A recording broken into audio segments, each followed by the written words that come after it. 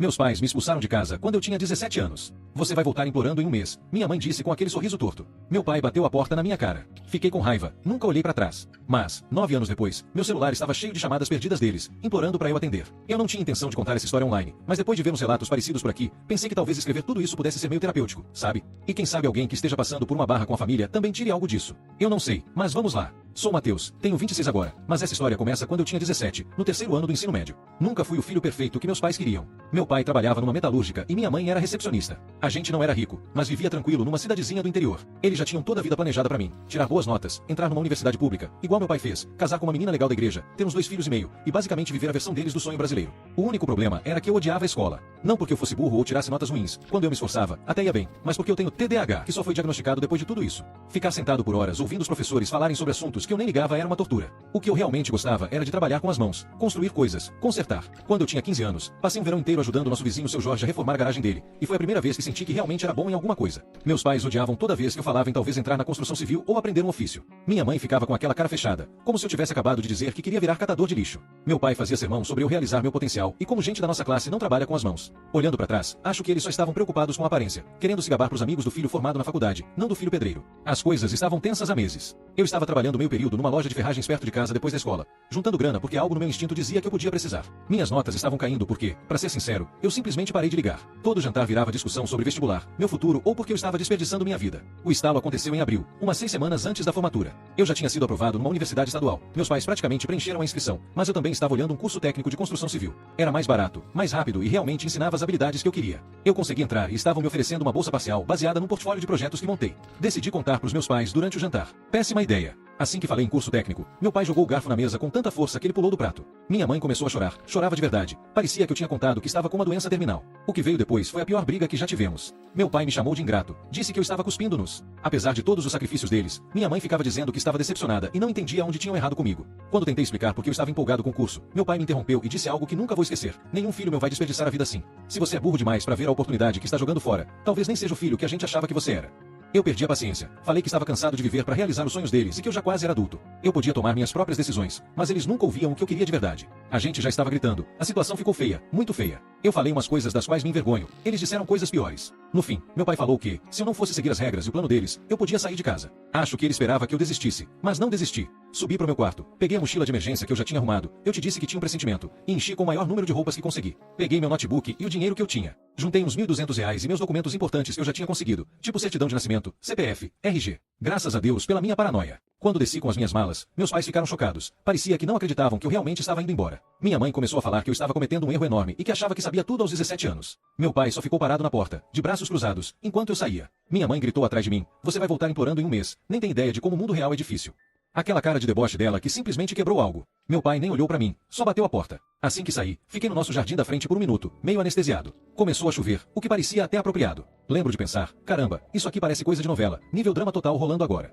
Aí liguei pro meu amigo Caio, cujos pais eram gente boa de verdade. Os primeiros dias foram meio que um borrão. Os pais do Caio deixaram eu ficar no sofá deles, mas eu sabia que não ia poder ficar lá pra sempre. Eu ainda estava na escola, tentando levar a vida. Me formar já tentando descobrir onde eu ia morar, como ia me alimentar e, basicamente, como ser adulto da noite pro dia. Eu não conseguia focar em nada. Vivia tendo esses momentos em que de repente eu percebia: caramba, tô sem casa. Tinha ataques de pânico no banheiro da escola, mas uma coisa me mantinha firme, uma raiva pura e teimosa. De jeito nenhum eu ia dar razão pros meus pais. Voltando atrás, a mãe do Caio me ajudou a pedir ajuda de emergência, já que eu era tecnicamente o menor desacompanhado. A orientadora da escola, uma das poucas adultas que realmente me ouviu, me ajudou a entender o que eu precisava fazer para me emancipar legalmente. Eu consegui mais horas no meu trabalho e peguei um segundo, lavando pratos num restaurante local. A parte mais difícil nem foi o lado prático, foi o emocional. Ver outros adolescentes com suas famílias normais, ouvir colegas reclamando de brigas bobas com os pais que ainda amam eles no fim do dia, e perceber o que meus pais tinham. Não era normal que a maioria dos pais expulsasse o filho por querer fazer curso técnico em vez de faculdade, que o jeito como eles sempre fizeram o amor deles parecer condicionado não era assim que deveria ser. Tipo, umas 3 semanas depois que eu fui embora, minha mãe me mandou uma mensagem dizendo para eu não pedir desculpas nem perguntar se eu estava bem. Só que quando eu estivesse pronto para pedir desculpas e aceitar a ajuda deles com as condições deles, eu podia voltar para casa. Eu não respondi. Uma semana depois, meu pai ligou e deixou um recado dizendo basicamente a mesma coisa.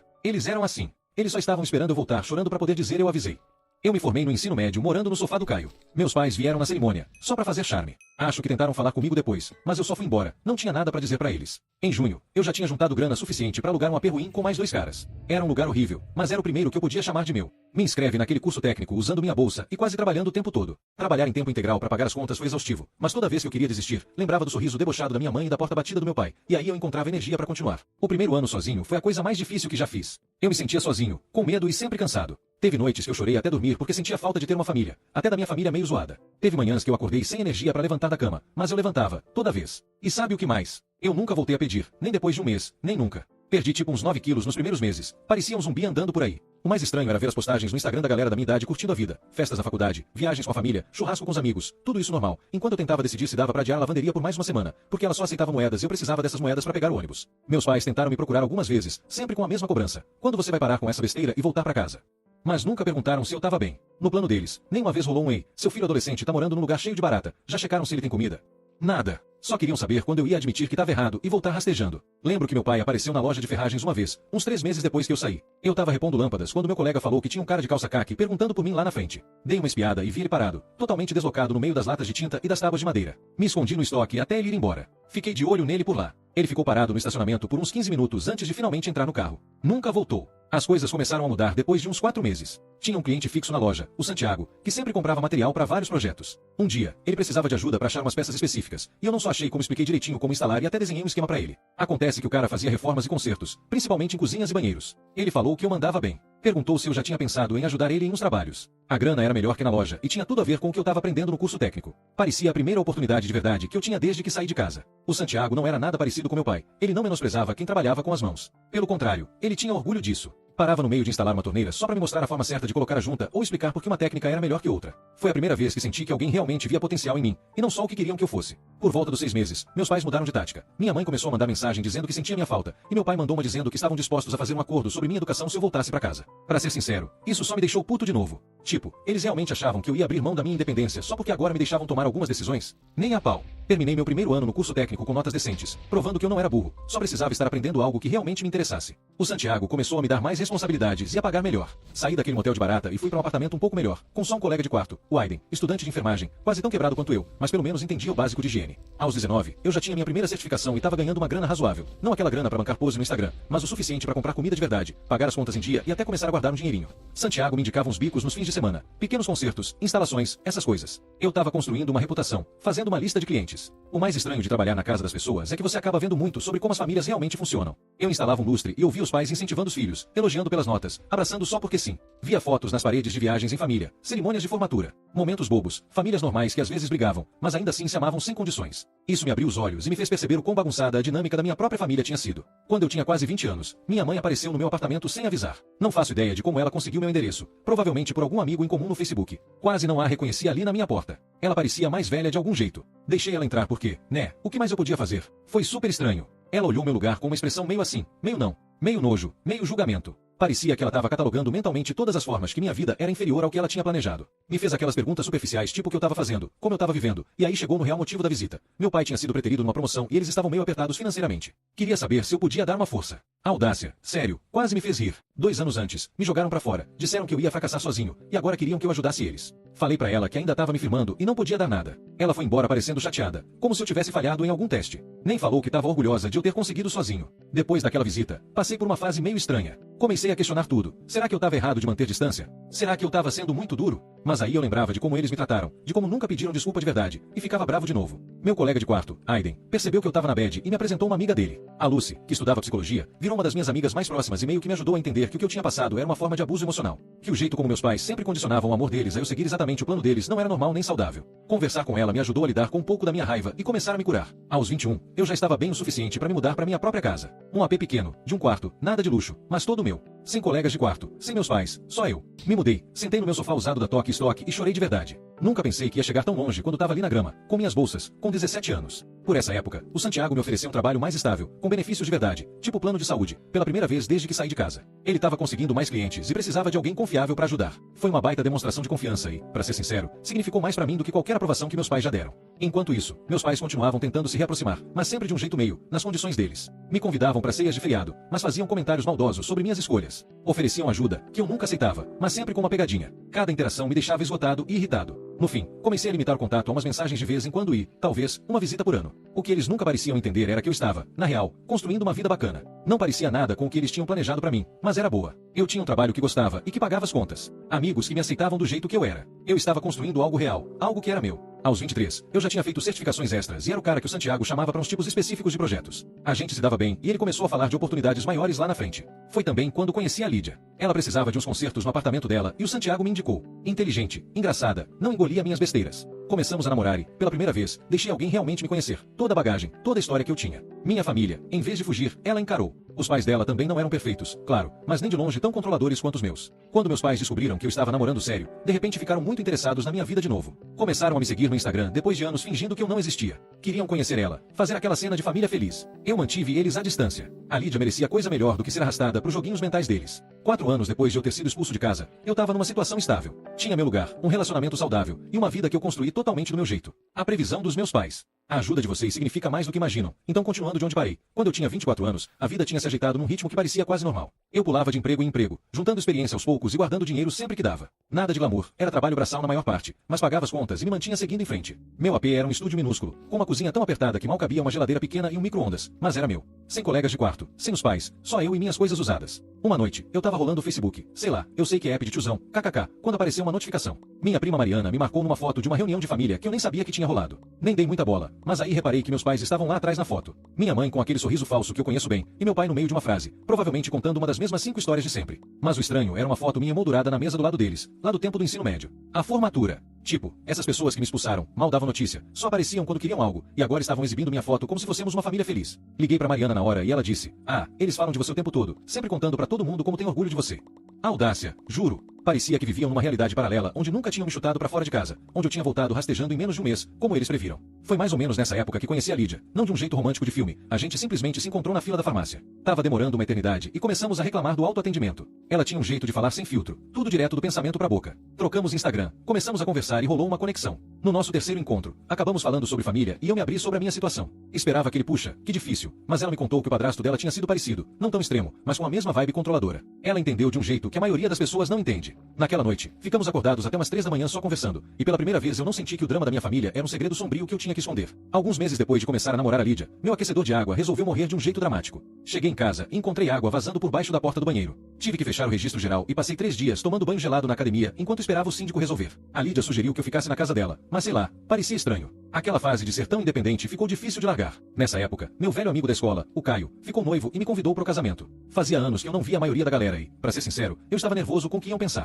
Será que iam me ver como o cara que fracassou, que não foi pra faculdade, que sumiu? Mas quando cheguei com a Lídia, todo mundo foi super de boa. Perguntaram o que eu andava fazendo, pareciam realmente interessados quando expliquei meus trabalhos. Sem julgamentos, sem comparações. A vida imaginária que eu devia ter tido apareceu. A mãe do Caio, que me deixou ficar no sofá dela logo depois que fui expulso, me chamou de lado e disse que meus pais estavam perguntando por mim. Pelo que parece, encontraram ela no mercado e passaram uns 20 minutos tentando puxar informação. Onde eu estava morando, o que eu estava fazendo, se eu estava bem financeiramente. Essa última pergunta acendeu um alerta. Uma semana depois, minha mãe mandou uma mensagem do nada. Mateus, seu pai e eu vamos fazer uma reuniãozinha no feriado. Ia ser ótimo se você pudesse vir. Traz seu amigo se quiser. Amigo, não namorada. Tipo, ela não conseguia aceitar que a Lídia era importante pra mim. E o momento parecia meio suspeito, logo depois que começaram a perguntar sobre minhas finanças. Mostrei a mensagem pra Lídia e ela só levantou a sobrancelha e falou, eles querem alguma coisa.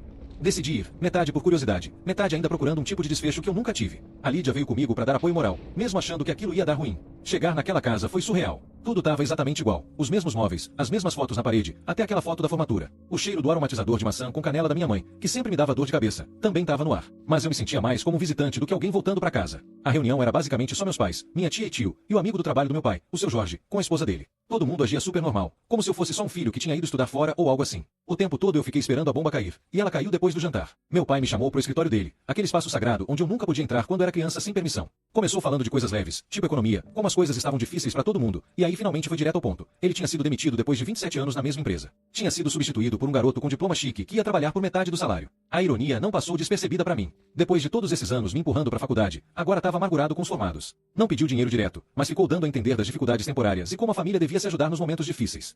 Eu só fiquei ali, pensando na noite em que me jogaram pra fora, no sorriso de canto da minha mãe, na certeza dela de que eu voltaria implorando em menos de um mês. Falei que ia pensar. Foi o máximo que consegui sem dizer algo que depois me arrependesse. Eu e a Lídia saímos logo depois, e no carro, ela só me olhou e falou, e aí? Esse foi o jantar mais passivo-agressivo que eu já consegui aguentar. Nas semanas seguintes, as mensagens da minha mãe ficaram mais frequentes. Como eu tava, se eu tinha pensado no que meu pai falou, se eu precisava da mesa de jantar antiga deles, porque estavam reformando a casa, ou seja, vendendo os móveis para pagar as contas. Enquanto isso, minha vida tava melhorando de verdade. Consegui um trampo decente aqui na cidade, nada de luxo, mas estável e com benefícios de verdade. Eu e a Lídia estávamos ficando mais sérios, até pensando em procurar um lugar maior juntos, já que meu estúdio era praticamente um armário e o colega de quarto dela tava deixando ela louca. Aí veio aquele post no Facebook que mudou tudo. Minha mãe escreveu um textão dramático sobre tempos difíceis e confiar no plano de Deus durante o desemprego, que na real era só para arrumar simpatia e ajuda. Nos comentários, um monte de parentes e amigos da igreja mandando orações e apoio. Mas o que me pegou foi o último parágrafo. Somos tão abençoados por ter nosso filho Mateus nos apoiando. Essa família é tudo pra mim. Quase engasguei com café. Eu não tinha concordado com nada, não tinha dado um centavo pra eles, e lá estava ela, anunciando publicamente que eu tava bancando eles financeiramente. Nos comentários, todo mundo elogiando o quanto eu era um filho exemplar. Liguei pra ela na hora, perguntei que porra era aquela postagem. Ela fingiu surpresa com minha raiva, disse que só tava agradecendo pelo meu apoio emocional e que o povo tinha tirado as próprias conclusões. Mas eu sabia exatamente o que ela tava fazendo, criando confusão. Pressão pública pra eu me sentir na obrigação de ajudar. Naquela noite, a Lídia me pegou fazendo uma planilha das minhas finanças, tentando descobrir se dava pra ajudar meus pais sem ferrar minha própria vida. Ela sentou do meu lado, pegou na minha mão e perguntou: o que você diria pra um amigo na sua situação? E isso me bateu forte. Se alguém me contasse que os pais tinham expulsado ela aos 17, quase sem contato por anos, só aparecendo quando era conveniente, e agora esperavam apoio financeiro, eu diria que essa pessoa não devia nada pra eles. Não dava mais. Então decidi mandar uma mensagem pra minha mãe dizendo que não ia ajudar financeiramente. Que o que eles estavam passando era difícil, sim, mas eu ainda estava construindo minha vida e me recuperando de ter sido jogado pra fora quando era adolescente. Sugere alguns recursos locais pra quem tá procurando emprego e ajuda financeira, os mesmos que eu tive que usar anos atrás. A resposta dela foi só um ok. Depois disso, silêncio por 3 semanas. Até ontem. Meu celular explodiu de notificações, mensagens, ligações, áudios, tudo dos meus pais e de vários parentes. A situação financeira deles piorou muito. Meu pai ainda não tinha arrumado emprego, estavam correndo risco de perder a casa e, de alguma forma, isso tudo virou problema meu pra resolver. Minha tia deixou um recado dizendo que eu precisava assumir a responsabilidade e ser o homem que meu pai me criou pra ser.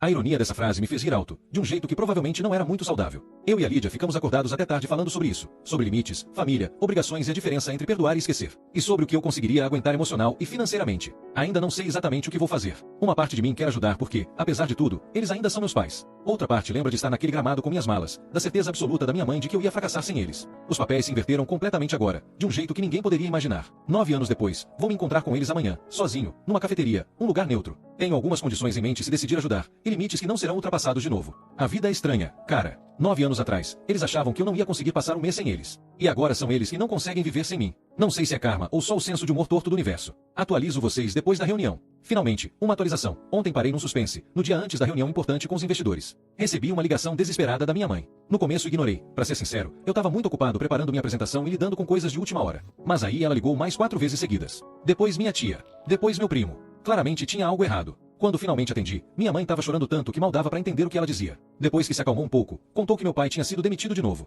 Mas dessa vez a situação estava pior. 3 meses de atraso na hipoteca, o carro quebrado, e agora uma notificação de despejo. Tinham 2 semanas para arrumar o dinheiro ou iam perder a casa. Eu fiquei ali no meu escritório, olhando para a parede cheia de prêmios e certificados que conquistei ao longo dos anos, sem sentir nada. Não, pera, eu tava irritado. Irritado porque, depois de tudo, depois de 9 anos, eles ainda estavam nessa mesma ladainha, esperando que eu largasse tudo pra salvá-los. E, claro, no pior time possível, bem antes da reunião mais importante da minha carreira. Falei pra minha mãe que ia ligar de volta, mas desliguei e fiquei ali parado por um tempo. A Lídia entrou e logo percebeu que eu tava mal. Depois que expliquei, ela não ficou me dizendo o que fazer, só perguntou o que eu queria fazer pra resolver. Essa é uma das razões pelas quais eu amo tanto ela. Tomei uma decisão. Vou lidar com meus pais depois da reunião com os investidores. Uma crise de cada vez. Desliguei o celular, foquei na preparação e tentei tirar a confusão da família da cabeça. A reunião foi bem. Tipo, surpreendentemente bem. Os investidores ficaram impressionados com meu portfólio e meus planos. Fizeram perguntas difíceis, mas eu estava preparado. No final, estavam falando em apoiar não só esse projeto, mas os próximos também. Era literalmente tudo pelo que eu tinha lutado desde aquela noite chuvosa, quando fiquei no gramado dos meus pais sem ter pra onde ir. Quando liguei o celular de novo, tinha 27 chamadas perdidas, não só dos meus pais, mas de tias, tios, primos e até gente que eu mal conhecia. Minha caixa postal estava cheia e o Messenger do Facebook não parava de receber mensagens. Pelo visto, minha mãe tinha mobilizado a família toda para me pressionar a ajudar. Voltei para casa com um mix estranho de sentimentos, orgulho pela reunião, raiva pelas táticas da minha família e uma sensação chata de obrigação que eu não conseguia tirar da cabeça. Quando entrei, a Lídia estava no sofá com o laptop e tinha uma cara meio preocupada, meio você não vai acreditar nisso. Acontece que minha mãe tinha postado no Facebook um textão dramático falando que iam perder a casa e como certas pessoas, nossa família, estavam esquecendo que família vem em primeiro lugar. Ela não me chamou pelo nome, mas todo mundo sabia que era de mim que ela estava falando. Vários parentes comentaram coisas tipo, tenho certeza que Mateus vai ajudar quando vir isso e família é tudo, ele vai dar um jeito.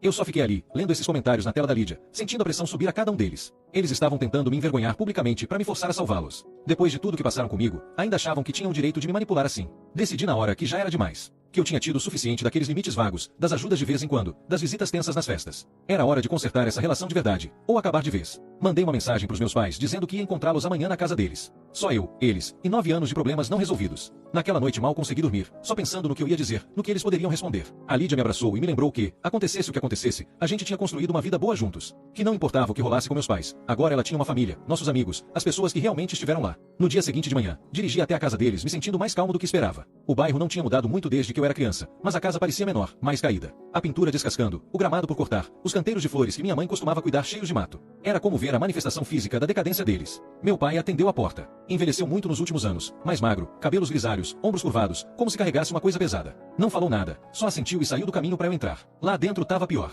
Tudo bagunçado, empoeirado, com aquele cheiro meio estranho que a casa ganha quando a manutenção básica começa a falhar. Minha mãe estava sentada na mesa da cozinha, com os olhos vermelhos de tanto chorar. Quando me viu, já começou com aquele papo de graças a Deus que você chegou, a gente sabia que você ia ajudar, sem nem esperar eu falar nada. Eu cortei ela e mandei os dois sentarem. Dessa vez, eu ia falar, e eles iam ouvir. Expliquei tudo. Como me jogaram fora só porque eu queria um futuro diferente do que eles tinham planejado. Como previram que eu voltaria rastejando em menos de um mês. Como, durante anos, só me procuravam quando precisavam de algo. Como nunca pediram desculpas de verdade ou reconheceram o quanto estavam errados. Meu pai tentou interromper com as desculpas de sempre, que estavam fazendo o que achavam melhor, que eu estava sendo desrespeitoso, que eles tinham me dado tudo na criação. Eu só fiquei firme. Falei tudo. Contei sobre aqueles primeiros meses depois que me expulsaram de casa, dormindo em sofá, trabalhando em vários empregos, chorando de cansaço e solidão. Como tive que aprender as coisas básicas de adulto sozinho, porque eles acharam que o amor condicionado deles era mais importante do que o filho de verdade. Minha mãe começou a chorar de novo, dizendo que tinham cometido erros, mas que ainda eram meus pais e que a família tinha que ficar unida. Foi aí que eu realmente perdi a cabeça e perguntei onde estava essa tal família. A atitude de ficar juntos aconteceu quando eu tinha 17 anos e estava sem casa, porque eu percebia que eles só lembravam que éramos família quando precisavam da minha ajuda, nunca quando eu precisava da deles. A conversa girou em círculos por um tempo.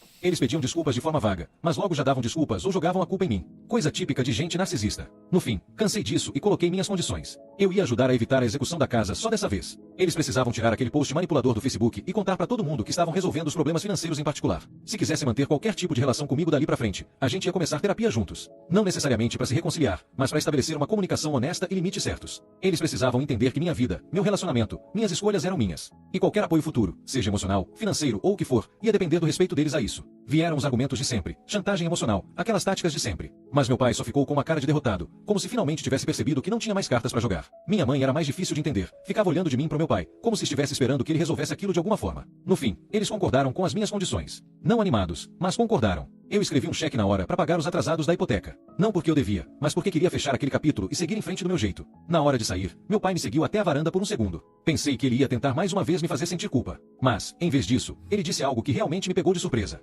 Você saiu bem. Melhor do que eu esperava. Não do jeito que eu imaginei, mas você se saiu bem. Não foi um pedido de desculpas completo. Nem de longe compensou tudo. Mas foi, possivelmente, a primeira coisa sincera que ele me disse em anos. Eu não respondi na hora. Só fiquei ali na varanda, onde ele bateu a porta na minha cara, 9 anos atrás, finalmente. Eu só falei, eu sei. E fui pro meu carro. Nesse mês, que tem sido complicado, eles têm cumprido o combinado até agora. Terapia é estranha e difícil, mas necessária. Estão olhando apartamentos e casas menores. A confusão no Facebook foi resolvida. Pequenos passos. Não sei se algum dia vamos ter aquele tipo de relação real que outras pessoas têm com os pais. Tem muita coisa no passado. Mas pelo menos agora estamos construindo algo baseado na realidade, não na manipulação e na negação. Isso eu sei. É esse garoto de 17 anos assustado, parado na chuva sem ter pra onde ir. Ele se saiu bem. Construiu uma vida do jeito dele. Encontrou gente que ama ele incondicionalmente. E, no fim, parou de deixar a rejeição dos pais definirem quem ele é. Naquela noite, deitado na cama com a Lídia, finalmente apaguei todas aquelas chamadas perdidas no meu celular. Elas estavam no meu centro de notificações há semanas. Esse lembrete digital do desespero dos meus pais. Enquanto eu via elas sumirem, senti algo que não esperava. Não era vingança, nem satisfação. Era só uma sensação tranquila de encerramento. Há 9 anos, eles achavam que eu não conseguiria viver sem eles. Mas no fim das contas, quem não conseguia viver sem mim, eram eles. E no final, essa percepção valeu mais do que qualquer eu te disse.